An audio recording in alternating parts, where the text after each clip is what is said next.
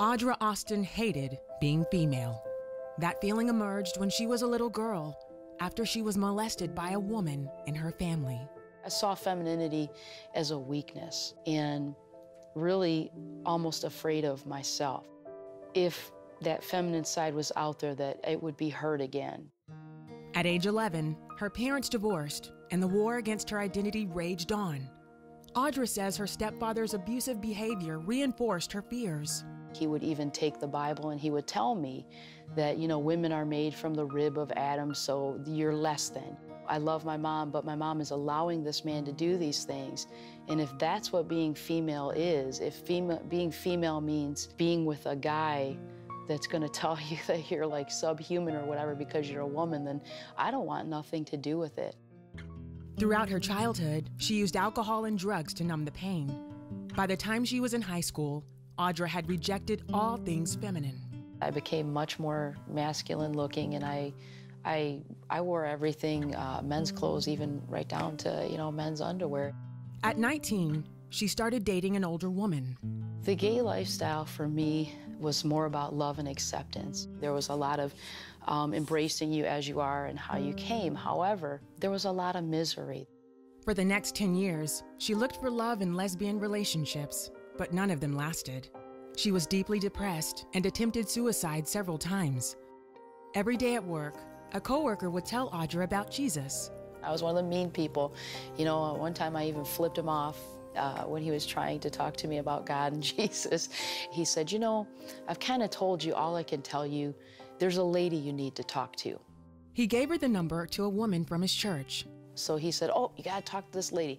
She's a prophet. And I'm thinking, okay, prophet, this is some person like, I don't know, my idea of prophet and the supernatural is like, this is a fortune teller or something. So, I was intrigued. So I drove there, pulled out my cigarette, and I was all, stormed up to the door. And this little petite lady opens the door to her home, very soft-spoken, and invites me in. I remember she had a little glass horse on her coffee table, and I was like, wow, that's nice, And she goes, you like it? You can have it. I was like, really? The kind gesture caused Audra to let her guard down. Then, the woman asked her a question she wasn't expecting. No one ever asked me, why do you think you're like you are? And when she asked me that question, I could not answer. I remember sobbing and literally telling her, I don't know.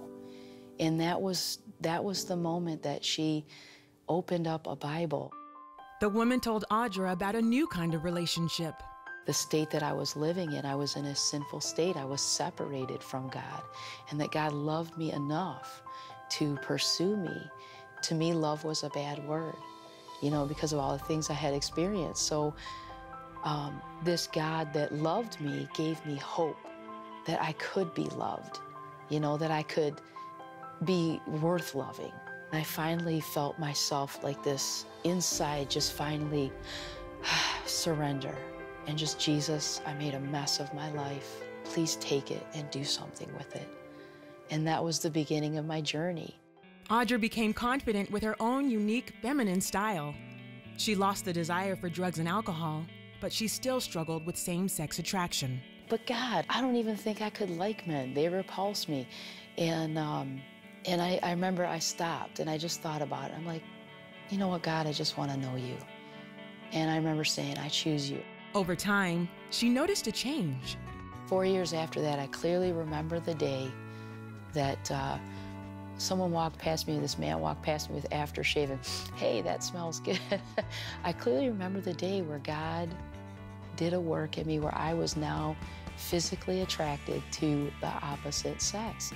She's looking forward to starting a family with her husband, Roy. They met through their church's singles ministry. He's my big teddy bear. I feel safe and secure when I'm around him, and he compliments me.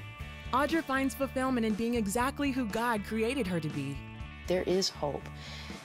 Jesus is the way out. If you want to come out of the gay lifestyle, Jesus is the way out.